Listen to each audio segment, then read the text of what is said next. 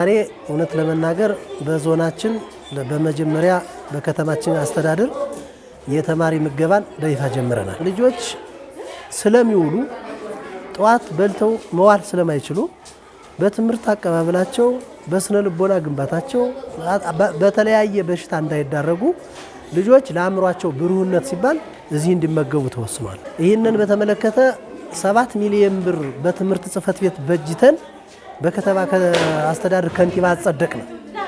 ይሄን ምገባ ለማስጀመር 7 ሚሊዮን ከተማ አስተዳደሩ ከንቲባ ኮሚቴ አጸደቀልን በኋላ ይህንን 7 ሚሊዮን ይዘን ወደ ምገባ ገባን ማለት ነው።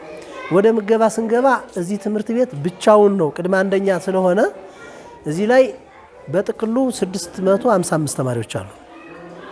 655 ተማሪዎችን ለመመገብ በምን መጀመር አለብን ብለን አንደኛ የምገባ ዕቃ ቶሎ አሟልተናል። ምገባው ማስኬድ የፈለግነው መኮረኒ በዳቦ ሩዝ በዳቦ እና በሻይ ነው።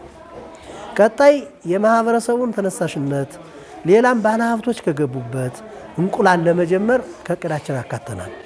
ስለዚህ በዚህ 7 ሚሊዮን ብር ነው ምገባውን የጀመርነው ማለት ነው እና እነዚህ 655 ተማሪዎች ዛሬ ለምገባው ተሳታፊ ሆነዋል ማለት ነው እና በጥቅል ስንወስደው ይሄ ምገባ እዚህ ጋር እንደ ሳምፕል ተጀመረ እንጂ ከተማ ከመሆናችን ጋር ተያይዞ ነገ በሁሉም የመንግስት ትምህርት ቤቶች ምገባ ለማስጀመር ይሄ እንደመነሻ ተወስዷል ማለት ነውና በጣም ማመስገን የምፈልገው እንደ ከተማ አስተዳደር ለትምህርት ማይሆን ነገር የለም በሚል በጀት በራሱ በጅቶ ይሄንን የከተማ የምገባ ስራ አስጀምረናል ማለት ነው። ይህንን ምገባ እንደጀመርን ልዩ ባለሀብቶች ልዩ ድርጅቶች ተወላጅ የተማሩ ውጭ ሀገር የሚኖሩ በርካታ ፕሮጀክቶች ጋራ የሀብት ማሰባሰብ ኮሚቴ አቋቁመናል። በዚህ ኮሚቴ አማካኝነት ይህንን ምገባ በእርግጠኝነት እናሰፋለን ነው። ይህንን በዚህ መንገድ ከተወጣን በሚቀጥለው 2019 ጀምረን ደግሞ ወደ ሌሎች ትምህርት ቤቶች የማስፋት ስራ ነው። ዛሬ የምገባ እንትኑን ሲያይ ከወላጁም እያንዳንዱ እዚህ ከተማ ነዋሪ በዚህ ላይ ሀብቱን እንዲያሳርፍ ልዩ ክትትል እናደርጋለን። በእርግጠኝነት እነዚህ እናስቀጥላለን። ሌሎችን ደግሞ ሀብት እያፈላለግን እንቀጥላለን ማለት ነው።